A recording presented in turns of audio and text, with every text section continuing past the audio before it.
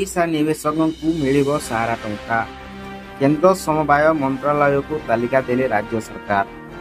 सूचना अनुसार सहारा ग्रुप में निवेश करिथिबा राज्यर समस्त निवेशक माने निजर टंका फेरी पाइबे। एने केंद्र समवाय मंत्रालय को चिठी लिखि तथ्य दाखल करिछि राज्य समवाय विभाग।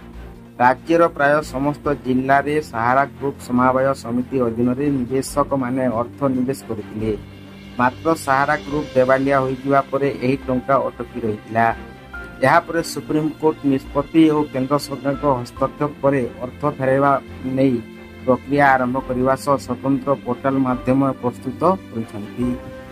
एणु यही प्रक्रिया राज्य समस्त निवेशक मान सामिल कर राज्यवासी टंका फेरई आने उद्यम कर राज्यवासी निवेश परिमाण 4600 कोटी टंका बोली समवाय विभाग पक्षर उल्लेख कर निवेशक माने किभली भावे फेरी पाइबे सही राज्य सरकार निर्देश समवाय विभाग जिलवारी तालिका प्रस्तुत करथिला।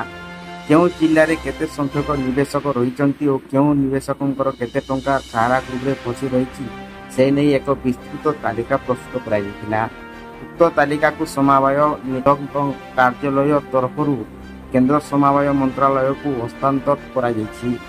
तालिका को जांच करी राज्य समवाय विभाग को सूचना प्रदान कराइबा सह निवेशकों को टंका फेरवा कार्यक्रम हाथ को नेबा विभाग पक्षर निवेदन कराइछि। ब्यूरो रिपोर्ट सहारा न्यूज।